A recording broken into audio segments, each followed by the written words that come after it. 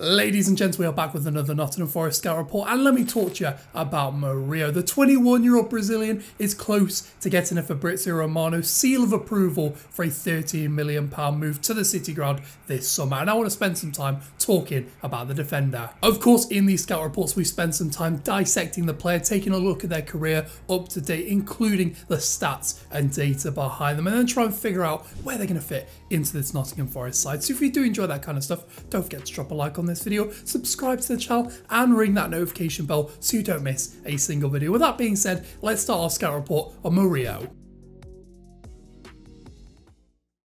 Murillo Santiago Costa de Santos was born in July of 2002, which makes me feel very old, in the Brazilian megacity of Sao Paulo, the most populated city in the South American country, and would spend his entire youth career with local sides in the Sao Paulo area. And this would include a 5-year stretch between 2013 and 2018, where he would bounce between 4 different clubs within the Sao Paulo region, before eventually settling in 2019 with Brazilian giants Corinthians. And Murillo would spend the better part of 4 years in the academy of Timão, being promoted to the senior side in January of 2023, signing a new contract keeping him at the club until 2025 a few weeks later, and eventually making his debut for the club in February of 2023 in the Copa do Brasil. And his league debut would come shortly after, coming on as a substitute late in the game in a 2-1 loss to Palmeiras in April 2023. And since that date has racked up 13 first-team league appearances for Corinthians, notching around 1,200 minutes in the process.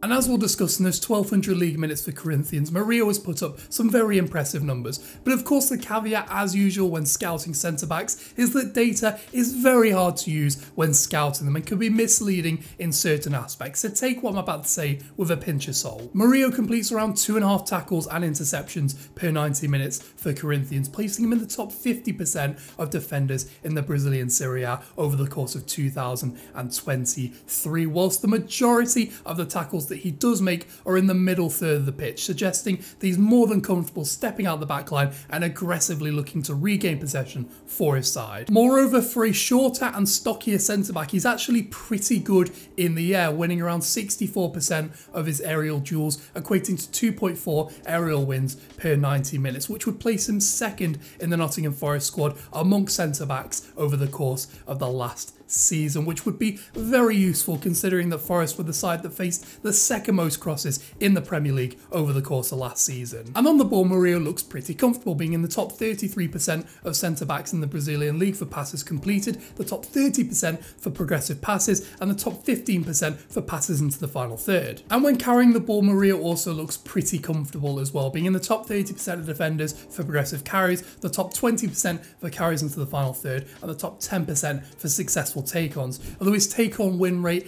isn't the highest, I'd imagine this would probably plummet down when he joins the Premier League. So what have we learned so far? Well, Murillo looks like a pretty competent and aggressive defender who looks fairly comfortable on the ball. But long term, how is he going to fit into this Nottingham Forest side? Well, let's shift over to the tactics board and discuss that in a bit more detail. So for Corinthians, Murillo has mainly played on the left-hand side of a back 4, but does have experience playing on the left of a back 3 and even as a left back. But the main point I'm trying to get at here is he is a mostly left-sided defender, being left-footed as well. And what you'll see from at Corinthians is him mopping up that left-hand channel, being more than comfortable stepping out into wider left-hand side positions to regain possession and look to reset his team on their way to attacking chances. So for Forest, I definitely imagine he'd be playing on the left-hand side of our back 3 or on the left-hand side of a back 4 if that is the long-term plan for this side. And in terms of his style, he definitely reminds me of Roger Ibanez, a player that Forest were linked to a few weeks ago, eventually moved to Saudi Arabia, being a very aggressive defender who plays on the left-hand side of his team's defence. And with Murillo playing on the left-hand side of defence, it might allow Niakate to move into the centre of defence when he does play, with his fitness being a bit of an issue since he joined Forest. Playing in a central position may protect him a little bit more, or simply allow him to rotate out the squad a little bit more comfortably, with someone more confident playing on the left of a back 3 able to come in and replace him when necessary.